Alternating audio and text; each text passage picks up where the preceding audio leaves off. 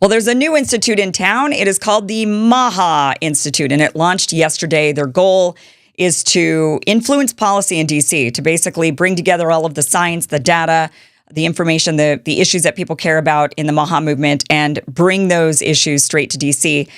This was founded by Tony Lyons and Mark Gorton, and they had the American Values PAC, which was the super PAC that was there to support Robert F. Kennedy Jr. when he was running for president. They have now rebranded that super PAC, and it's now it's the MAHA Institute. And they brought in a lot of various different people. You got people from Children's Health Defense involved in the MAHA Institute. You have Callie Means involved in the MAHA Institute. That is the brother of Casey Means, who has been nominated for U.S. Surgeon General. There's a lot of controversy around the Means siblings right now, but nonetheless, he's involved. Of course, Tony Lyons, Mark Gorton are involved in this movement. They're saying that this actually could make some real change. One of the quotes here is Mark Gorton said, "We think that we have the potential over the next few decades to be one of these anchor organizations in D.C. that has the potential to change policy, to bring about pressure, and to work to its goals for the good of the American people, and to document more community interest of that help of the American people." Callie Means says that this is a way to bridge the MAHA and MAGA movements. Also, Democrat and Kennedy speechwriter Charles Einstein said, "What has happened is the Democratic Party has abandoned its traditional mission of defending the little guy against power and fraud. When the media wakes up to this, and when the Democratic Party wakes up to this, we have the potential for unifying popular movements." Yeah.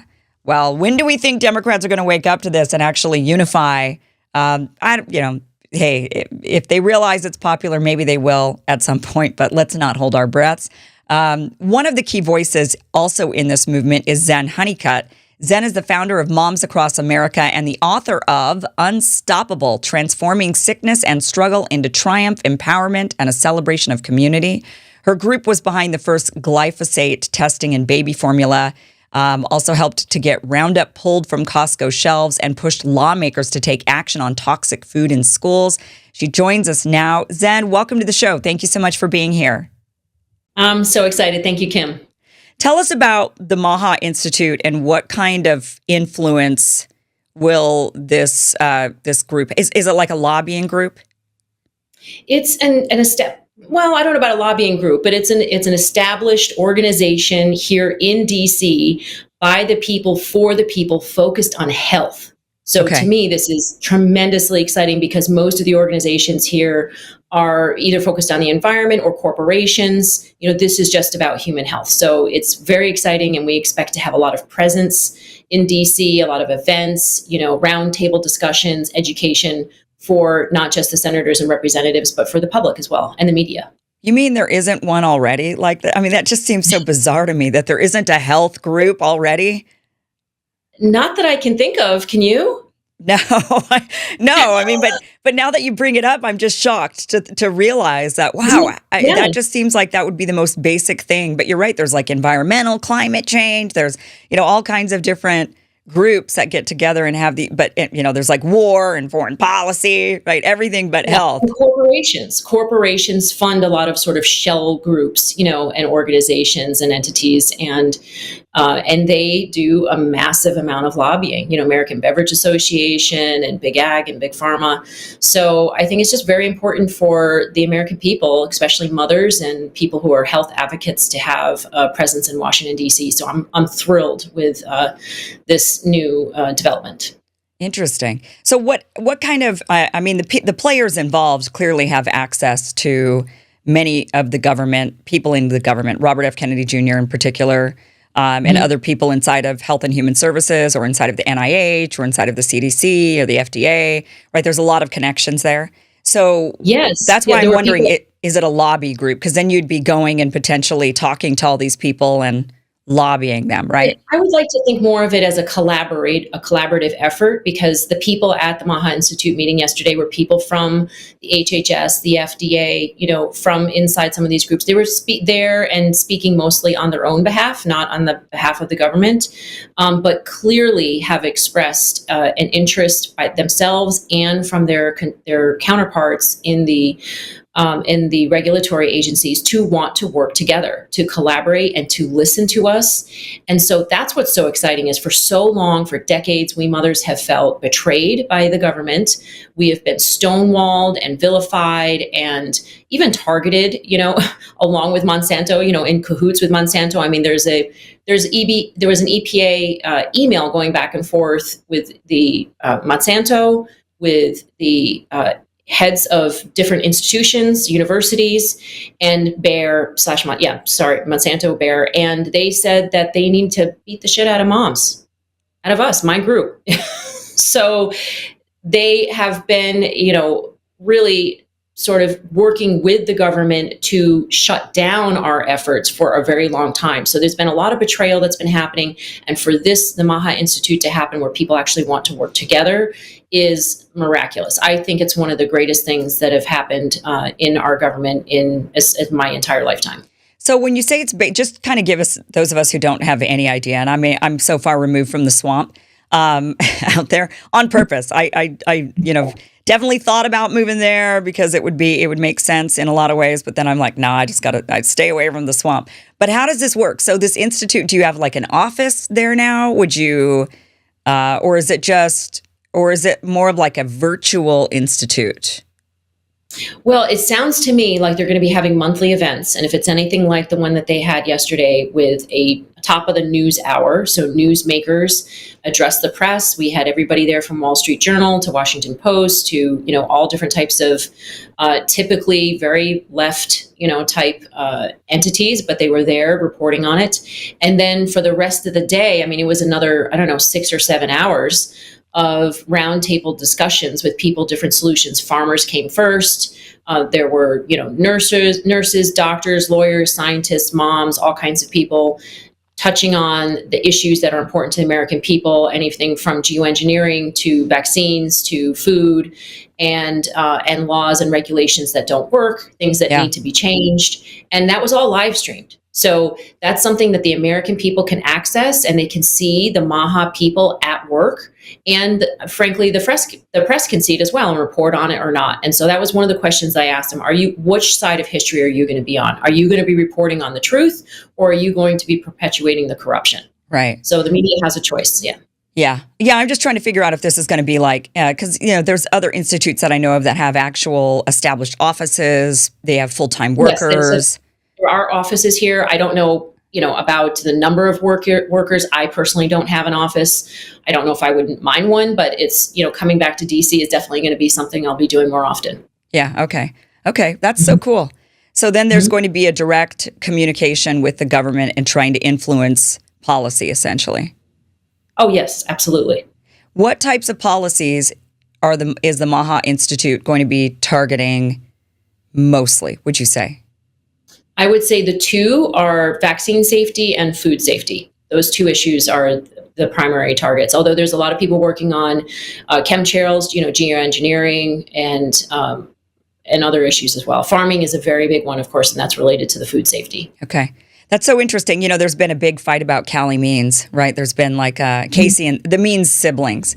Yes. There's been a lot of infighting inside of the MAHA movement, and some believe that the Means siblings are there to thwart the agenda away from vaccines and towards food. Callie Means he's involved in this MAHA Institute, right? Yes, absolutely. He was one of the first speakers. Yes. Yeah. Okay. So that's, people they're kind of up in arms saying, oh, the Means, but it doesn't seem to be the case. The proof is in the pudding. Now we've got the vaccines are not going to be recommended for moms. For pregnant women and for children. So that's a huge step in the right direction when it comes to the COVID vaccines. Yeah, the COVID-19 vaccine specifically won't be, right. And I just talked about that here on the show. But yeah, so it seems like actually movement is being made in the direction that the people that want to target vaccines, seems like the movement is being, there's a shift happening there in that direction. Yes. And also Kennedy saying that he wants to, he kept saying in the congressional hearings, there's a lot we don't know, and there's stuff we know and stuff we don't know, and we're not going to pretend like we know things we don't know, basically, about vaccines. Like, we don't have the actual studies, we don't have the actual data, and we're not going to act like we do, which is what the government's been doing this whole time. It's just acting like, yeah, we have placebo-controlled clinical trials that tell you this is safe, and we actually have no idea because we've never done that. I think it's going to be huge news for most of Americans that there have not been saline placebo, control groups for these vaccines. There's just been other vaccines which can have the same exact side effects, which can then give you false results regarding the safety of that vaccine. So when these vaccine companies have been saying these vaccines are safe, highly tested and safe and effective, that's been actually untrue, that they haven't been proven to be safe and effective. So I'm very excited that he's looking at that. I'm excited that, we submitted information to the FDA and the CDC 9 years ago that we found glyphosate, which is the declared active chemical ingredient in Roundup. It's a weed killer in childhood vaccines. All 5 of them were positive for, yes, glyphosate. How is that possible? Okay, so tell us about glyphosate. What does it do? Why is it dangerous? And how in the hell does it end up in a vaccine? Yeah, really great question. So glyphosate is the declared active chemical ingredient in Roundup. It's only one of the ingredients. There are many other which are 1,000 times more toxic. But it was originally found to be a pipe cleaner. It's an endocrine disruptor. It's a chelator. That's how it cleans out pipes. It makes the vital nutrients unavailable to any living thing it touches. So it's a chelator, it's an endocrine disruptor, it's a carcinogen, it causes liver and kidney damage and disease. It's causes neurological damage and nervous system damage. It is highly harmful to human health. Dr. Don Huber, who's a 60-year plant pathologist, says it is going to make DDT look like mouthwash. And it essentially gives a plant AIDS. When it kills it, the way it acts as a weed killer, it essentially gives it an autoimmune disease, and then the normally harmless bacteria in the soil kills it. So that's how, and just think about the normally harmless bacteria, viruses, mold, parasites like Lyme disease. That's what's killing Americans today. Our immune systems are being weakened.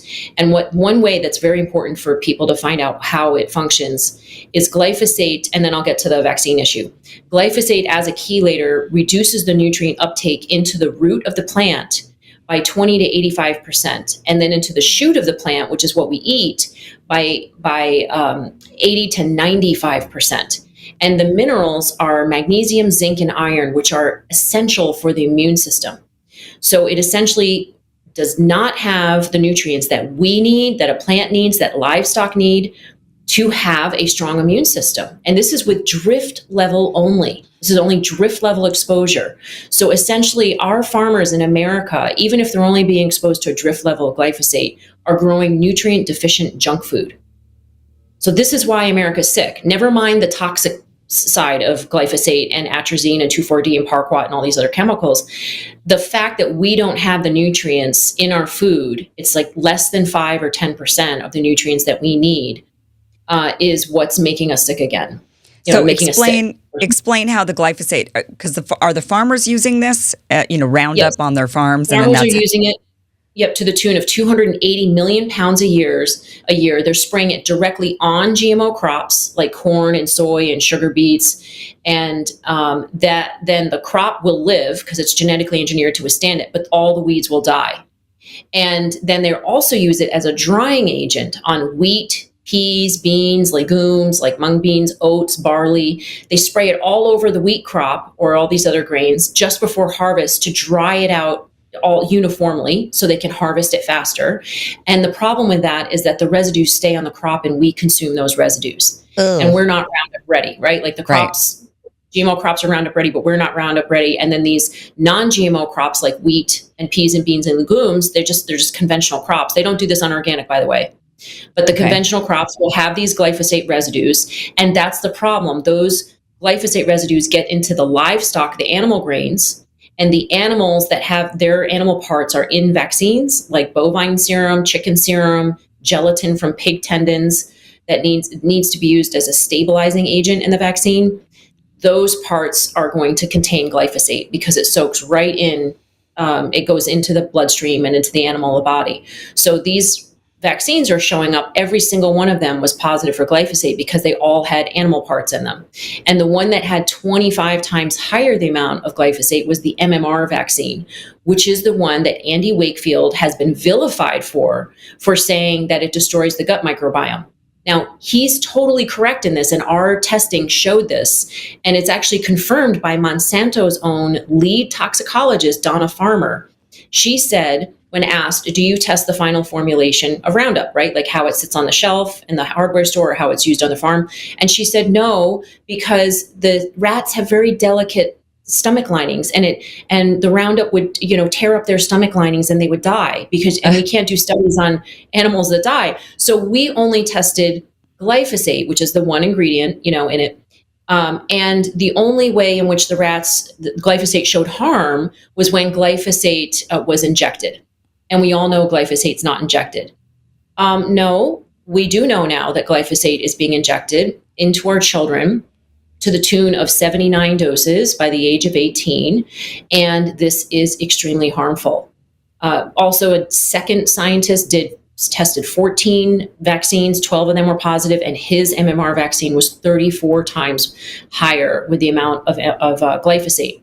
So we gave this information to the CDC and the FDA 9 years ago. Nothing was done about it. In fact, I did a Freedom of Information Act a year later, and they came back and gave me documents that were 70% redacted, completely, blacked out. Right. So this administration is finally looking at it, and I think what they're going to find is that glyphosate, it's not only terrible that it's in there, but it's a chelator, so it grabs onto the aluminum that's in there in the vaccines or in other vaccines because they're given multiple shots at once, right? Yeah. It grabs the aluminum and brings it up into the brain and deposits in certain parts of the brain, and that's what Dr. Christopher Exley says is causing autism and Alzheimer's. Aluminum in the brain. Like somehow we're getting aluminum into our brains. Yeah, but I would say it's in conjunction with glyphosate because that's the thing that's transporting it. But, further studies need to be done to show this. Yeah. But I think there is a lot of information that's already out there right now. It's so amazing how many people will actually scoff at this and say, oh, that's just insane, right? That's crazy. And they said that about fluoride in the water. They'd sit there and say, oh, fluoride, this is good for you. It prevents cavities. And it's like, yeah, it's making our kids stupid. And there's scientific studies that show that. I mean, why would anybody think it's a good idea to put chemicals in any of our food or water supply? I mean, why would anybody think that would have no harm, no issue, nothing to see here, move along? It just seems so crazy to me. Of course there's going to be an issue. I think they make it okay in their brain because they think like the dose makes the poison. Somebody came up with that phrase along the way and they just think a little bit is okay. And everybody likes to think a little bit of arsenic is fine. Don't worry about it. Yeah, that's the problem. They don't know that a little bit can be extremely harmful, especially glyphosate as well. It's endocrine disrupting. So tiny amounts can cause a miscarriage, right? Yeah. Or birth defects. Yeah. So how do we get rid of it? I mean, what would be, so you're saying if we eat organic, we don't have this issue? Yes, for the most part, there has shown to be some contamination, like less than 20%, but what is contaminated is thousands of times less than what's on conventional food. So this is why when, first I learned about GMOs and we marched in parades to raise awareness about labeling GMOs. And then I visited a scientist who said, Zen, glyphosate's not just sprayed on GMOs, it's sprayed on these other crops as a drying agent, wheat and peas and beans and all that. And I was like, holy cow, you mean we have to eat organic in order to avoid glyphosate? And he said, yeah. And I was like, suddenly the task before me just got to be huge. I felt like I got punched in the gut. It's like, how am I going to tell all of America to eat organic? That's like an impossible thing to do. But since then, we have raised the sales of organic from 20 billion a year to over 70 billion a year now. So there has been a huge shift to organic. The marketplace has responded. They can continue, but my saying is that just because you can't afford to buy organic doesn't mean you should be poisoned. So we're continuing to work on the food supply to get these toxins out of the food supply. And I would ideally like to have a food supply where you don't have to determine something that's organic or not organic. Right. Our great grandmothers, when they ate food, it was all just called food. There was no organic food. Right. Right. Yeah, that makes the most sense. Like we shouldn't have to deal with organic at all. It should just be our food. Our food is clean. Our food is healthy. And that's it. Yes. Not having to worry about that. There should not be poisons in our food. I completely agree with you. Yeah. So that is something that you guys at the MAHA Institute and also at your institute, what is your institute called again? Sorry. Ours is a nonprofit organization, Moms Across America. Moms Across America. So this is what you guys are working on, is trying to get these chemicals out of the food supply. Yes, that's our primary focus is food. We have looked at vaccines a little bit and Wi-Fi and, a few other things, but mostly we focus on.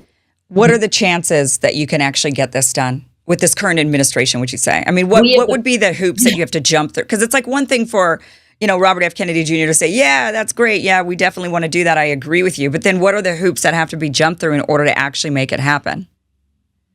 Well, we have the best chance we've ever had in my lifetime, I think, with this administration, especially with having a 35-year environmental lawyer, Robert F. Kennedy Jr., who has sued corporations and the government 500 times to get toxins out of our food supply and the environment.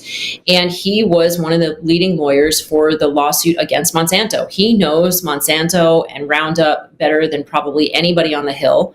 And I would suspect that glyphosate is on the table very soon, to be addressed. And it's going to be a big fight. I mean, if you listen right now, what we're coming up against is, Bayer is spending $25 million on lobbyists and lawsuits, and they've presented bills in 12 states to give them complete immunity from lawsuits.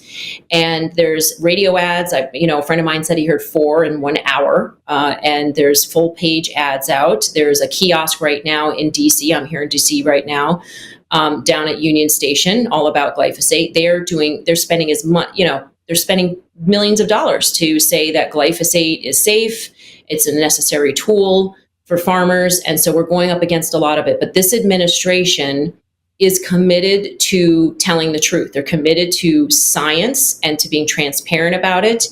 And they're committed to making sure the American public knows. Now, Bobby's portion of the regulatory agencies cannot just ban glyphosate, right? The EPA is what would do that, and that's under Lee Zeldin. And the jury's still out whether or not he's going to go anywhere near that or not. But it's what has to happen in order to make America healthy again. And Trump's mission was to get toxins out of the food supply and to make America's children especially healthy again. We cannot do that with any use of glyphosate. As I just described to you, it reduces the nutrients in the food supply so low. And our school lunch testing and our fast food testing shows that had less than 10% of the recommended daily intake of nutrients in those foods that our children eat every day. So you're saying like a regular apple versus one that has been contaminated with glyphosate. The apple with glyphosate contamination has 10% of the nutrients of the other apple? Or were you saying like the whole school lunch only has 10% of the nutrients? Well, apple, hamburger, French fries, carrots, all the foods. If you look at the testing out of Bionutrient Institute, even if it was organic, all of the foods right now in the American food supply have less than 10% of the nutrients that they should have. If you look at the nutrients in food from the 1930s or 1940s, we would have to eat, for instance, spinach, 70 portions of spinach to get the same amount of iron that we would have gotten back in the 1930s before all these pesticides were in our food supply. And that's even with organic foods and everything. Pretty much. There might be some organic farms or biodynamic farms that might have slightly higher levels. There has been studies showing higher levels of that. But if they're around any glyphosate drift, it's going to be, the same levels as conventional food, which is very, very low, less than 10%. Okay, so let's say we stop using the glyphosate on all the crops, like just ban it. How long would it take to get our soil back to healthy, would you think? Well, some people use, there's products that one is called Paleo Power. There's many different products where they put ancient probiotics back in the soil and they reduce glyphosate within 6 months. Oh. So I would say within a year, the soil could be back to, much better organic matter, higher levels of organic matter in the soil, higher nutrient density. As a human being, we can get those pesticides and out of our bodies within a week or two. So if going organic for 2 weeks, you might start seeing results in feeling healthier, sleeping better moods, better clarity, losing weight even. So there is a lot of hope. We just need to, stop using them, these farmers. I would love them banned, but what really we would love is for farmers just to do the right thing, to make choices from their heart and their ingenuity and their mind, and they could see that the greatest tool in their toolbox is organic farming, and to utilize that. And that is the way farmers have been farming for thousands of years, is organically, thousands of generations, and that's what simply needs to happen again. And there's a lot of support for that. Rodale Institute, Kiss the Ground, Farmers Footprint. There's like many different groups that support farmers to transition to regenerative and then regenerative organic. So it absolutely can be done. And there's a farmer called Rick Clark, who I saw one of his presentations recently, and he saves $2.7 million a year on 10,000 acres farming regeneratively and organically. And he's featured in the movie Common Ground that's out right now on Amazon. I'm also in it. And it's a great movie, and it focuses on how we need to shift the food supply so that we can have non-toxic, nutrient-dense food. From a practical perspective, as for farmers, it seems that a lot of them would push back on this, saying, "Look, we have to produce so many crops, and we can't afford to lose the crops to bugs or bugs. I mean, we just can't afford to lose the crops." So what do you say to those farmers that are worried about, they just have to produce a certain amount of, I mean, we in America need to be fed. So, I mean, one of the arguments I could see is people say, well, if we lose a certain percentage of the food supply, then a certain percentage of Americans start starving. And we clearly don't want that. So right. Yeah. What's the response to that? Well, my response is that actually somewhere between 70 to 80% of the crops, depending on which type of crop it is, the commodities are corn, soy, wheat, sugar, canola oil, canola, those are being exported or being used. They're being used for animal feed in Asia, for ethanol, or for plastic. The majority of food that is grown in the Midwest is not being grown to feed American people. That's the fact. What we should do is shift the funds from that GMO monocrop farming to biodiverse vegetable, peas, grains, beans, legumes, all of those different types of foods, so that they can actually feed American people. And with that shift will come better organic matter in the soil, more nutrient density, greater carbon sequestration, which means more organic matter in the soil, again, higher nutrient density, and greater water sequestration, right? So more resistance from drought. So there are farming solutions, and they will feed American people. I mean, if you've opened up a pumpkin, there's 500 seeds probably in there, right? Our food is naturally abundant. Our food is naturally, if you've grown one zucchini plant, you have way too many zucchinis for the entire neighborhood, So all we need for the farmers to do is to start growing real whole food and not corn that's being used for plastic or fuel. And we will start to have more food in America, and actually too much. And there are stats to show that we throw away 40% of our food. Mm. So, for people saying that we don't have enough food, they're actually maybe should be looking at how to budget food waste and food distribution so that we have greater access to the food that we have. But clearly, we must need the corn for the fuel and the feed, right? So, I mean, don't we? We don't need it for the fuel. Actually, there are sources of fuel that are natural in the United States that are far greater and more available than what previous administrations have stated. So that's something that this administration is committed to, is being more independent, getting our fuel sources more independently. And then also, we don't need plastic, and we don't really need to be feeding other nations to the extent that we are. There are other ways for those nations, like Japan has started looking into feeding their cattle rice, and honestly, I don't think that as a human population, we need to be eating as much meat as we are. I think it's important to eat meat. I personally eat meat, but I don't think that we necessarily need to eat meat in every single meal. Mm-hmm. So if that's something that, people are really concerned about, I don't think that, cutting back on that would be horrible. I do not agree with lab grown meat.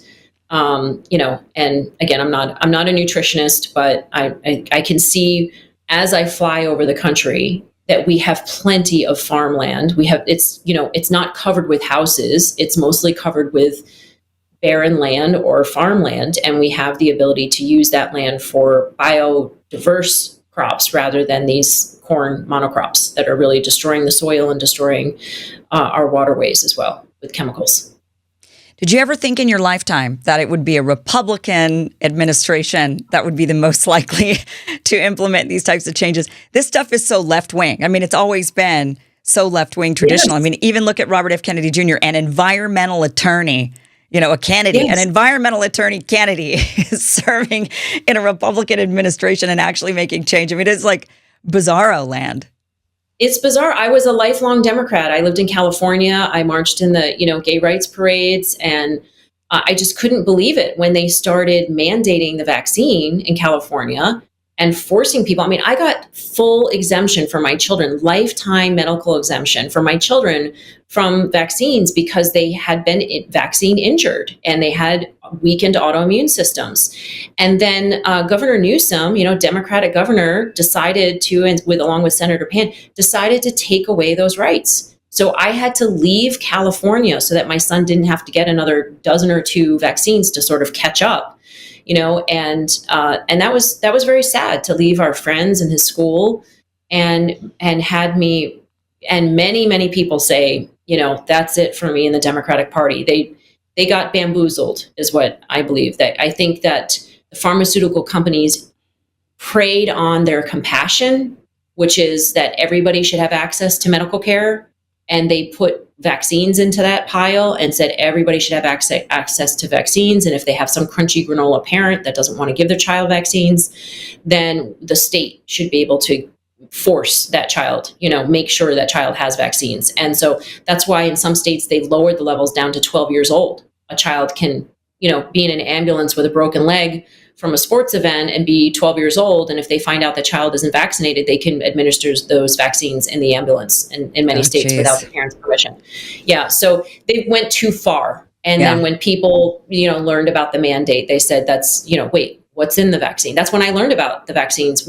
I didn't know what was in vaccines until somebody posted them on Facebook, the ingredients.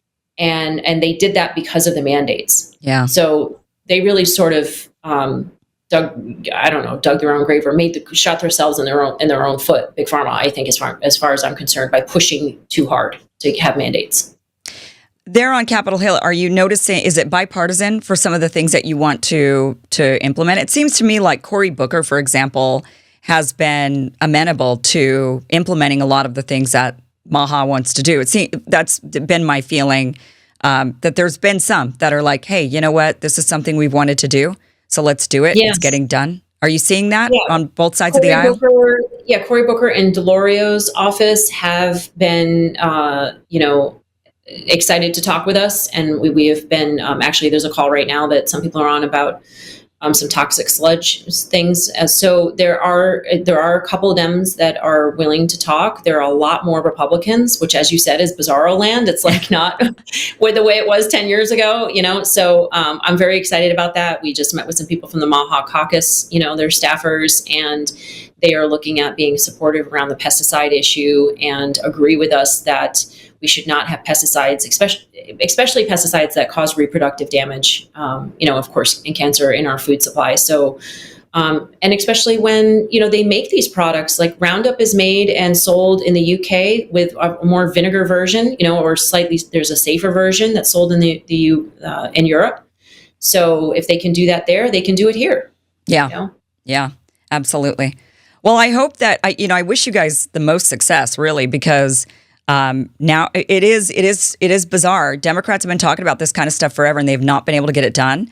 And this administration's getting it done. I mean, that's something that RFK said in his congressional hearing of, hey, look, you wanted to get food dyes out for 20 years, and I did it in 100 days. Like, give me some credit.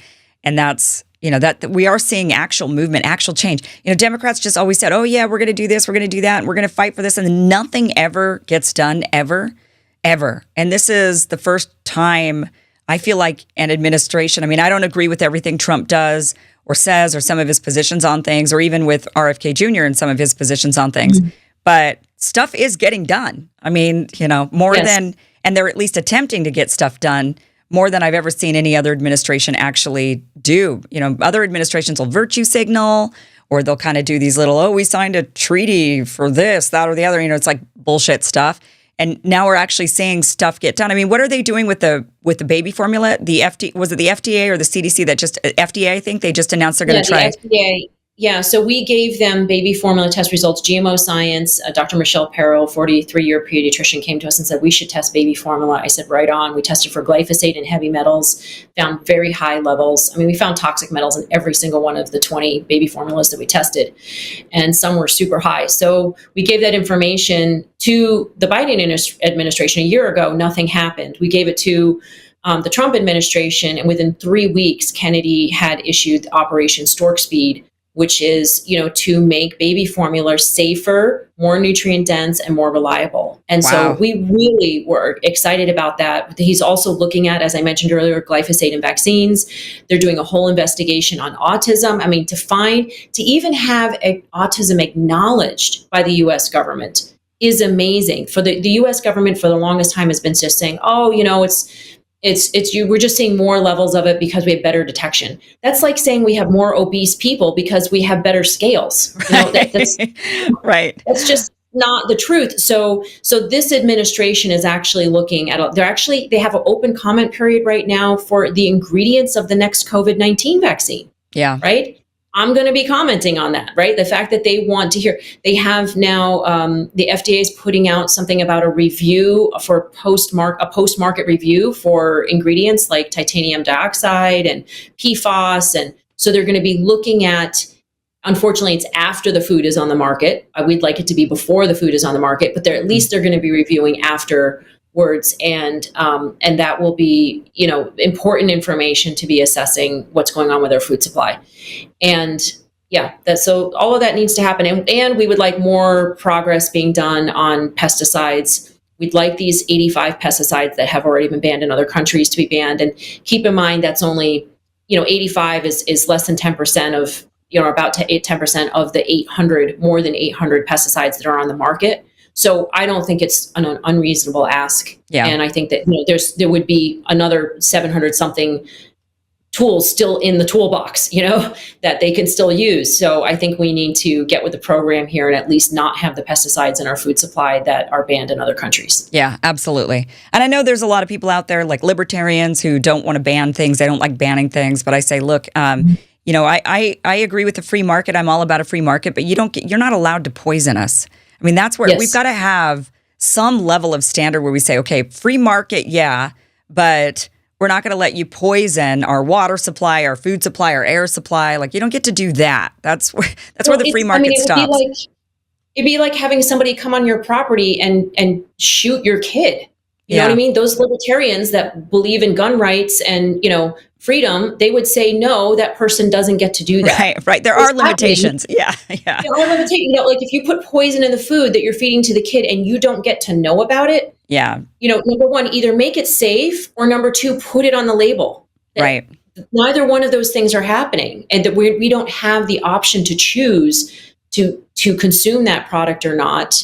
And if we did choose the product, I would say it should be safe no matter what. Yeah. We shouldn't have products that are unsafe on the market. But even labeling it does wonders, because a company's not going to want to slap a label. I mean, if they're like, oh, now we have to put a label on all of our oranges that we set, at the grocery store, there has to be a warning label essentially that, hey, these all have glyphosate, which could cause you all kinds of issues. Yeah. They will come up with a different way to farm.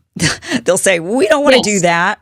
So what else can we do to make sure that it doesn't have the glyphosate, so we don't have to stick these warning labels on things? And that is how the free market works. I mean, that would work.